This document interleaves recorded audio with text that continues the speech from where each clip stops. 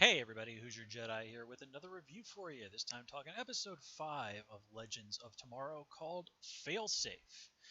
And again, this is a reasonably good episode. I don't know, I can't really put my finger on it. I guess there were just some elements of this episode that I just didn't quite click for me. There's no one thing I can point to.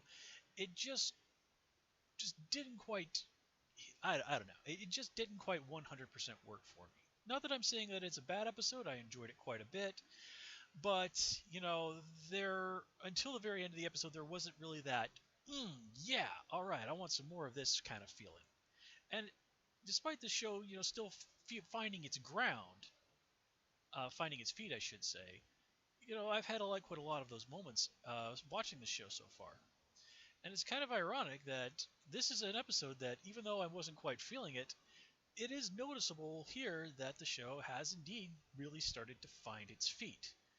A lot of things in this episode felt more solid. Let's put it that way. So let's get right into things and just start talking about what's going on here. So let's start with the whole situation with Sarah kind of having to maybe kill Professor Stein. And this is something that I saw coming pretty quickly. Rip Hunter is a guy who's presented as someone who can be somewhat ruthless at times, but always with the greater good in mind. You tend to understand why Rip is doing these things that he does, even though you might not exactly be happy about it. And having Sarah go back to her whole League of Assassins killing people thing, I mean that was just a natural go-to point. And yes, the whole struggle and the whole I've got Stein in my sights. Oh, do I kill him? Do I don't? I mean it's all stuff that if you understand how storytelling works, you knew these things were coming. But that doesn't mean that it wasn't well executed. I mean, Katie Lotz, nice performance here, and this this is something that really did need to be addressed. What is kind of person is Sarah going to be? Is she going to slip back into that whole being a killer thing? Because that's going to be the easiest way for her to deal with her big conflict with her bloodlust. But that's not who she wants to be. She wants to be, the better person. She certainly doesn't want to be somebody who she certainly doesn't want to be somebody who kills one of her own allies. And I did like how at the end Rip kind of pointed out to her, it's like, look, it was pointed out to her like, look, you made that choice not to kill Stein, and you know, she reclaimed a little bit of her humanity in that. And again, like I said, a little bit predictable in terms of what was going on there, but a necessary first step for Sarah's growth on this show. Um, let's see what else. Uh, it's interesting that they keep throwing Ray in with Mick and and Snart, and of course it makes sense. I mean, there really are these three guys are really, I mean, the criminal and the superhero. I mean, these guys are basically in a lot of ways polar opposites. But Snart has they but well, like in this episode, after Ray kind of talks the guard into wailing on him instead of Mick, you can tell that Mick has at least grudgingly given Ray a small amount of respect. Now he tries to brush it off. It's like, look, I owed you one. There's nothing more than that. But yeah, I mean, you can tell. And again, I do like that they are, since he's the least well-developed character that we've gotten. Well, so far, I would say we didn't exactly have a whole lot of Jacks before the show started. But yeah, I like how they're definitely taking a moment to every episode to kind of give Heatwave something that he can work with in terms of a personality. Because as I said, he's probably the least clearly defined character before this episode starts up. And again, Ray, Snart, start ragging on him. But I kind of think that Snart has started to have at least a little bit of respect for Ray. Ray is a guy who, well, he walks the walk and he talks the talk. Now, Snart probably believes everything that comes out of Ray is just ridiculous Pollyanna BS. But nobody's going to accuse Ray Palmer of, not putting his money where his mouth is. And like it or not, as grudging as it might be, that's the kind of thing that Snart is going to respect. He's still going to think Ray's an enormous idiot, and Ray's given him plenty of good reasons to think exactly that, just on this first few episodes. But, you know, walking the walk and talking the talk, that puts Ray above a lot of other people in this world. So, yeah, and it's interesting. Sorry, my phone. Oh, yeah, okay. Stupid text message. It's not important. I hate automatic text messages from companies. God. Anyway, lost my train of thought there. Okay, so yeah, I think I've wrapped up everything I had to say about Ray, Mick, and Snart. Let's see. Nothing particularly huge to say about Kendra this episode, although I did like her interaction with Vandal Savage, where she goes, "My answer will always be no." And we did need to have a scene like this to show that she's not going to let Savage intimidate her, despite everything that's happened.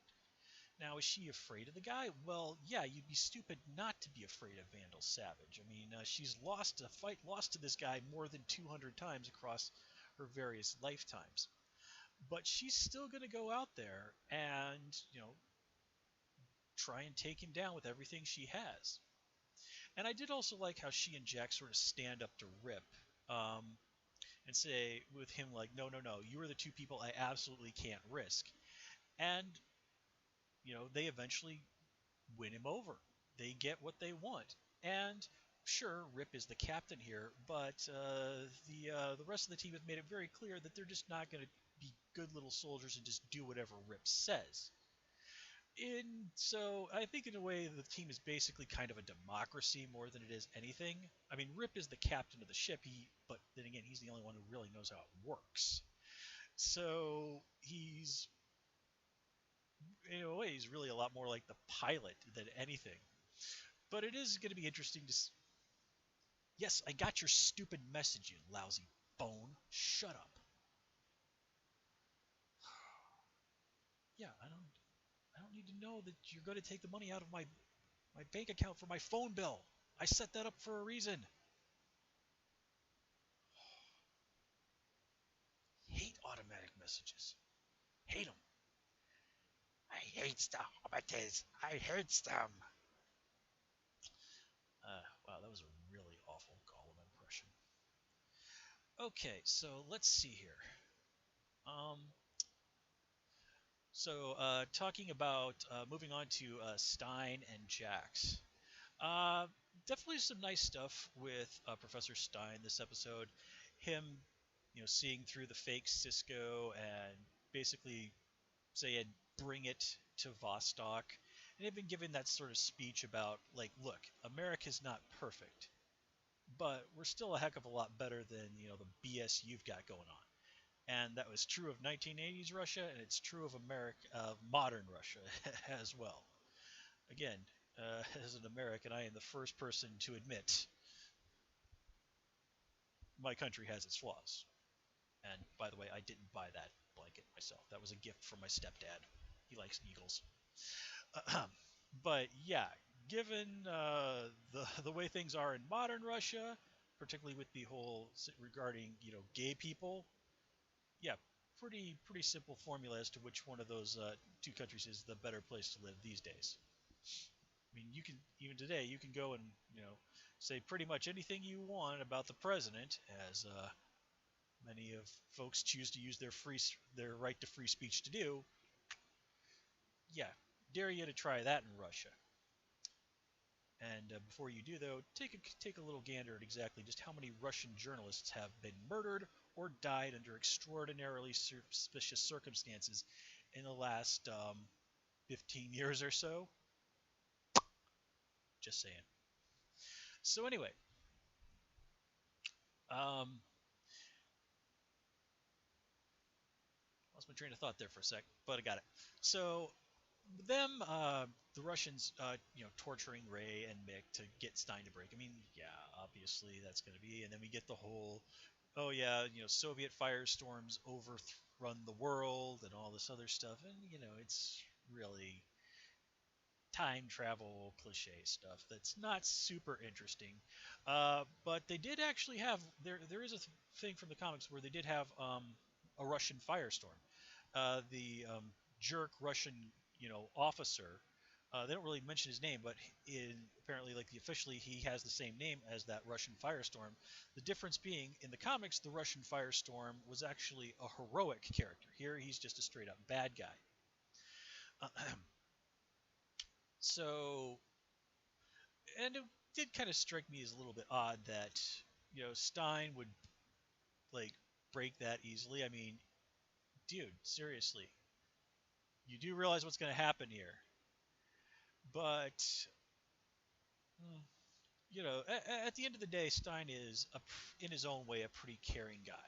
I mean, Jax, when they had that big speech, the whole where he's talking to Stein instead of Vostok. He's like, yeah, look, I get it, man. I get that you're trying to protect me. I get that you don't want anything to happen to me like it did to Ronnie. It's because you're doing all of this because you care. I mean, again, pretty cliche stuff, but it worked. Um, and it was definitely nice at the end to have the heroes getting to hang around, hang out, have a drink, be happy, which lasts for all of about 2 minutes. What was interesting though is this gulag they're in. Apparently, this is the same gulag that they used in season 2 of Arrow. So apparently, the gulag got partially nuked, and I guess it was worth rebuilding.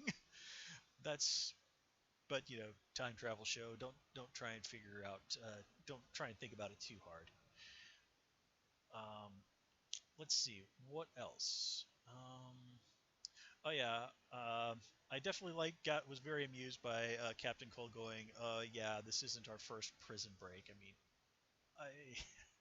I mean Wentworth Miller and Dominic Purcell, of course, were two of the big characters on that show, Prison Break, which admittedly I've never seen, but people keep raving about it. And it's just like, okay, let's just toss that onto the pile of shows I've got to sit down and watch one of these days. Um, So I think that brings us to the ending with the crew landing in Star City in the future. And of course, it's all very cliche. Oh God, we've arrived in a horrible future. And, they're confronted by this guy who, Sarah and Ray, I mean, you got going, Oliver, Oliver, it's us. Like, oh, well, okay, sure. Let's let Captain Cold and Heatwave know that that Green Arrow is actually Oliver Queen. I'm sure nothing bad could possibly come of them having that information. No, okay, look, I'm actually kind of not really being very serious here because there's just no way in hell they were going to be able to keep that piece of information from coming out in the next episode where we're going to be dealing with this whole situation fully. I mean, it would have been an enormous pain in the ass writing around all of that. And, well, flippin' heck, Snart already knows that Barry is the Flash. So, and it was even pointed out that Lisa knows that she knows that her brother knows who the Flash is, but that he has not kept that. He has not shared that with her. So I imagine there will probably just be some sort of hey, you do realize if you tell anybody that Oliver Queen is the Green Arrow, we'll you know, totally come and rip your head off, right? Same goes for you, Pyro Boy. So yeah, I think that they'll have a comment where it's sort of just understood that Heatwave and Captain Cold are going to keep that little bit of information under their hat for whatever reason. They'll probably find some way of explaining why they're not going to go and shout at that from the rooftops. Um, yeah, so we're introduced to another guy in the Arrow costume, and this is, of course, Connor Hawke. Now, in the comics, Connor Hawke was Oliver Queen's son. So basically, they've sort of split that character and he was sort of like the second Green Arrow. So they've taken this Connor Hawke guy, who is Oliver's successor in the Arrowverse, and William Clayton, who is Oliver's son. Now, interesting in the comics that Connor Hawke was, well, Oliver, his dad's a Caucasian guy. His mom was actually a lady who was half black and half Asian. And that sort of tended to have Connor have kind of appearance of, well, it actually depended a lot on the right on the artists and stuff. That he was somewhat darker skinned person, but he had that bright blonde hair. That was like officially how he was supposed to look. A lot of the times in the comics, they just drew and colored him to look like an ordinary blonde guy, white blonde dude, which always annoyed the living heck out of me because in like the actual comics, they were like the ones that really the Green Arrow comics, they were always sort of very when they were sort of introducing the character, they really tried hard to make it very specific that you could look at this guy and tell that he was a person of mixed race, right? He did have the blonde hair, he had the darker skin, there was a little bit of rounding around his eyes. I mean, kind of like what you do sometimes see in people who are, part Asian. And I at the time that was really not common.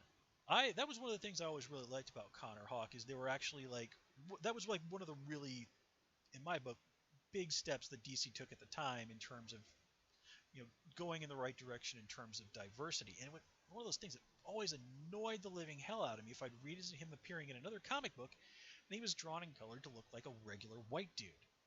It's the same thing as I've mentioned in some of my Flash reviews that it was like a rare day when the artist would remember that Linda Park was actually supposed to be Asian. But, ranting about old comic books, yeah. So here, Connor Hawke, just straight up black dude. Okay, cool. A half white, one quarter Asian, one quarter black guy who can, pull off this character.